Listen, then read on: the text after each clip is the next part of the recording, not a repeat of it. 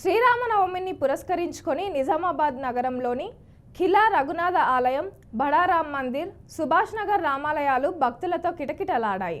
ఉదయం నుండి ఆలయంలో భక్తులు ప్రత్యేక పూజలు నిర్వహించి స్వామివారిని దర్శించుకున్నారు. అనంతరం వైభవంగా సీతారాముల కళ్యాణ వేడుకలు ఘనంగా జరిగాయి. వేద పండితుల మంత్రోచ్చారణ మధ్య కళ్యాణం అంగరంగ వైభవంగా నిర్వహించగా చూసేందుకు భక్తులు ఎంతో ఆసక్తికరంగా తిలకించి తన్మయం పొందారు.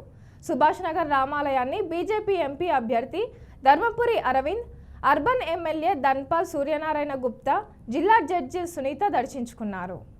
ప్రతి ఒక్క హిందూ బంధువుకి ఇవాళ శ్రీరామనవమి శుభాకాంక్షలు తెలియజేస్తూ ఉన్నాము.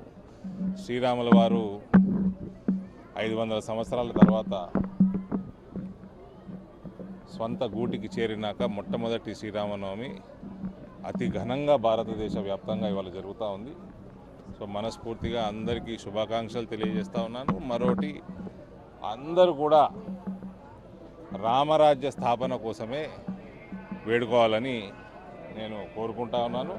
నేను కూడా ఇవాళ ఒకటే ఒక కోరిక, మన భారతదేశంలో రామరాజ్య స్థాపన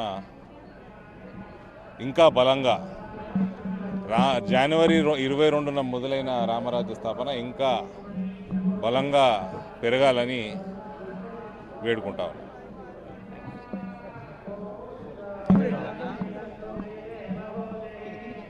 భారతదేశ పౌరులందరికీ, ఇందూరు నియోజకవర్గ సోదర సోదరిమణులకు, ఈ శుభ సందర్భంగా మీడియా మిత్రులకు శ్రీరామనవమి శుభాకాంక్షలు, శుభాభినందనలు. జనవరి 22 తర్వాత దేశవ్యాప్తంగా శ్రీరామమయం. శ్రీరాముడు మళ్ళీ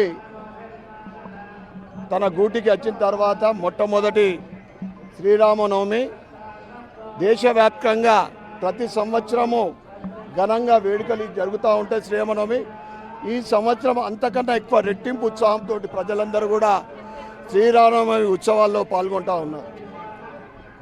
ఏదైతే రాముడు రామరాజ్య స్థాపన చేసిండో, రావణ సంహారం తర్వాత ఇప్పుడు కూడా దేశమంతా కూడా రామ రాజ్యం చేపించడం కావడానికి ఒక మహానుభావుడు వచ్చిండు.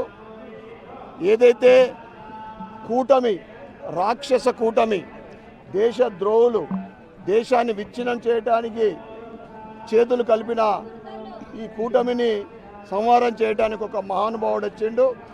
రాబోయే రోజులు మొత్తం కూడా రామరాజ్యమే. ఎందుకంటే ప్రజలందరూ కూడా, దేశ ప్రజలందరూ కూడా కోరుకుంటా ఉన్నారు మరి ఒక్కసారి రామరాజ్యం రావాలని.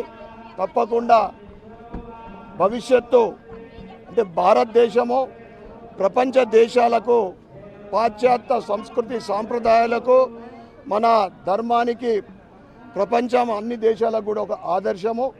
తప్పకుండా ప్రజల కోరిక మేరకు రాబోయే రోజులలో భారతదేశంలో రామరాజ్యం రాబడతా ఉంది. కనుక మరి ఒక్కసారి